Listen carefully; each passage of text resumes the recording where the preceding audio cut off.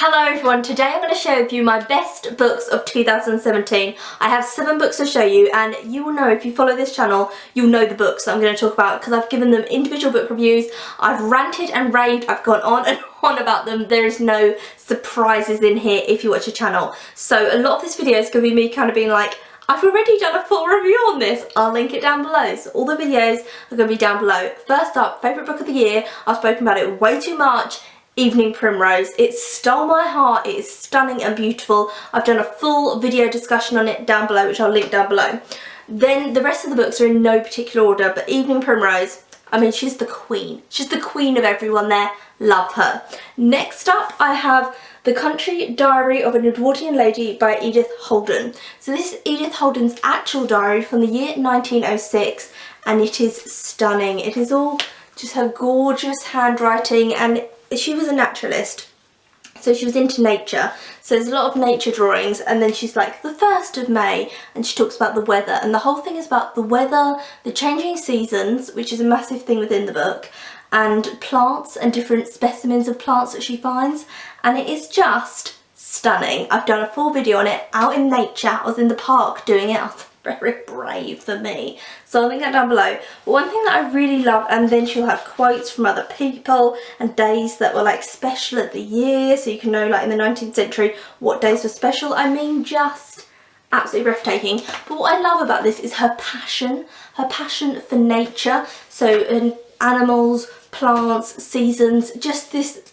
massive explosion of passion is what I love. I have never spent time in the English countryside at all. I don't live there, I never have, but now because of this book I want to go to places that she spoke about to see how much they've changed. I want to go to Lake District, I want to spend time with nature and appreciate England as a country and holiday more in England instead of abroad, because she's just kind of talking about how beautiful it is, and I thought it was lovely. Her passion, everything, stunning.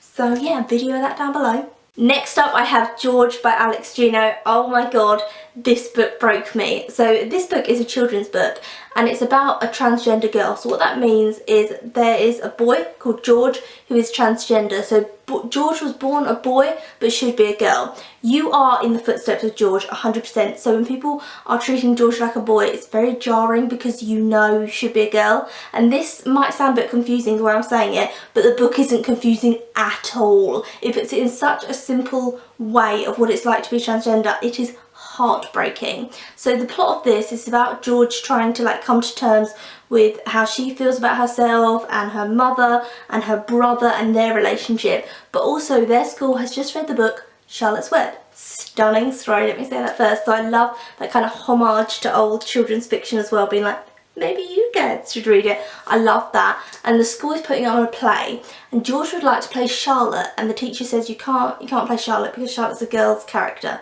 But we all know that George is a girl, and it's just one of the most beautiful books I've ever read. It's so sad and stunning. I've done a whole video review on it down below, and also talk about my opinions towards like people who are transgender and people who are, the author Alex Gino is gender fluid, and my like prejudices for Alex Gino before and after the book, and I just love this book so much. And now another children's book which I adored is 101 Dalmatians. Just gorgeous English quaintness by Dodie. Adored it. I'm so glad that a lot of you have read it because of my recommendation. I hope you loved it as much as I did, because I said read it at Christmas time and a lot of you got it. Oh, I just love that book so much. So I've done a whole review about the sass, because there's a lot of sass from those Dalmatians.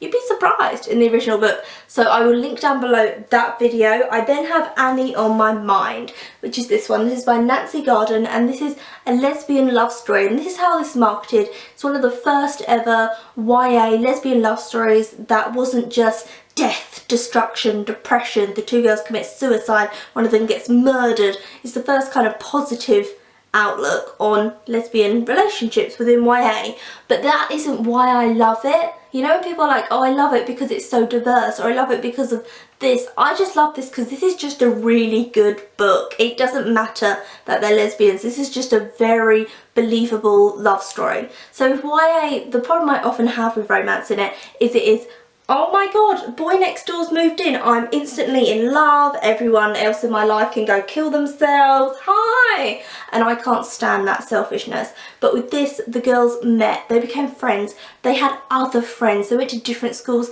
They cared about their family. They had hobbies, interests, like actual normal people. And then they meet. And then they fall in love. And that's what I liked about it. It talks about the complications of being lesbians and how their family's going to deal with that. There's also an older lesbian couple in it, and oh, this just stole my heart. I was so in it with the romance throughout the whole entire book, because you got to know the girls separately and then their friendship was so stunning and beautiful. It just felt like you were falling in love with them. This is just one of my favourite romance books of all time. If you want a good romance, have this. This is stunning. So I've done a whole video review on that. What a surprise. Oh, change your record, Hannah. Anyway, but in that video review I actually talk about how this book got banned. So a religious group in America tried to ban it from schools, and I talk about that whole thing because the whole process of it was weird, what happened in real life with this book. So if you're interested in that whole story, the video is down below with the full review of this as well. Loved it. Next up we have Are You Experienced? This is about an English boy who is the funniest boy in the world. He's like a really sarcastic and old grumpy man, and he decides he's going to go travelling to India, but he doesn't really want to go to India. He's going because there's a girl that he likes who's going along, and it's all about English kids going to India and not really experiencing what India's about. Just kind of, it's about what's called poverty tourism. And then it's about our main character as well. I've done a full review on it down below where I go into a real discussion of poverty tourism, which is when people from rich countries like England go to impoverished countries like India, and they go to places in India like the slums, and they go there for an experience, and they're like, I'm going to have a great experience, let me see how the poor people live. And it's really patronising and it's really offensive, and actually we had some great discussions in the comment section of those videos because a lot of people disagreed with me. A lot of people were like, I think it's fine, but that's just my opinion. So if you want to like read through the comments, add your own comments on that video and what you feel about that whole situation.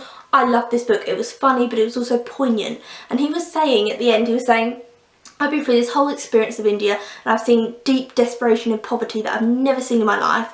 But am I going to talk about that when I talk about India? Nope. I'm going to talk about, oh, I got Delhi belly and all these just like stereotypical things that English people talk about, because it's too uncomfortable to say, you know, the clothes that I'm wearing were made in a sweatshop in India in terrible conditions, and I saw it and it was terrible, and we don't want to talk about unpleasant things. I talk about this a lot more in the video review. So yeah, this was a fantastic book. It really was stunning. And last but not least, I have this book. Now, I wasn't going to mention this because I think it's fallen out of print, but I couldn't not mention it. I had on my video, my like books on the bed for the video, no joke, and I just started to film and I was like, I'm gonna have to stop filming because I need to get this book. This is just how good this book is. It just is planted in my head. I'm like, I couldn't make this video without this book. So this book has fallen out of print. I don't know where you can get it from. I got it secondhand, so maybe you can find it secondhand somewhere. I had no idea what this is about. I had no idea who the author was. Aiden is a very famous porn star in the UK, a gay porn star. He doesn't do that anymore. He does modelling, he's done many different things, but that's what he's kind of known for. He also wrote books, and oh my god, this is amazing. This is fiction. It's called Boundaries. Okay, get ready for this. There's a straight couple, and the man in the couple is very good looking. He's a male model and everyone fancies him, and his girlfriend is kind of quite plain and she is very jealous of everyone. Then a gay man becomes friends with the couple, and it turns into this three-way relationship where none of them are really with each other, but they all have these weird fantasies about each other. And this book just deals with everything, like the weird fantasies of human nature, and it really kind of goes, let me say that first. And also, one thing that it talks about a lot is about how people, if they want someone to stay with them, sometimes what they'll do is they'll make that person ill or sick in some way. And this isn't through illness, I'm not going to tell you what it is, but they do something to kind of intimidate one of the characters to keep them with them. But it's not outright domestic violence that you would think, okay, this is wrong what this person is doing. It's when you can't realise what someone's doing to you. So parents sometimes do it to children where they'll put something in the children's food. It's called saying it's an illness the parent has, and it's to make the child sick. so the child will never leave them and the child will stay with them forever because they'll always be dependent on them. And it's about their dependence, but it's put into an adult relationship, and it's about that, but it's about so many other things. It's just such a good book. It was so weird and so wonderful. So that is it. That is my 7 top books of 2017. I hope you enjoyed this video. I've read a lot of books this year, which I really enjoyed, but I had to pick the best. I had to pick the ones that just sprang to mind straight away. I didn't even have to think of, they just came straight to me. And when I'm laying on my little deathbed, someone says, what books are you glad you've read?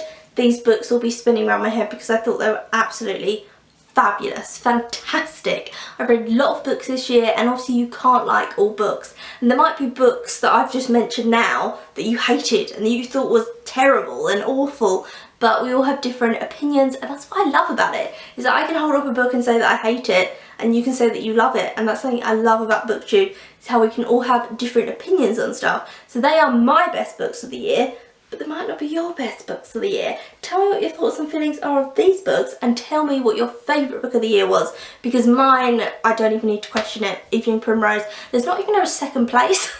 That sounds so bad, but there's nothing second place to it. Everything else is just in the really loved category, and then Evening Primrose is like, oh my god, favourite books of my life. Stunning. Gorgeous.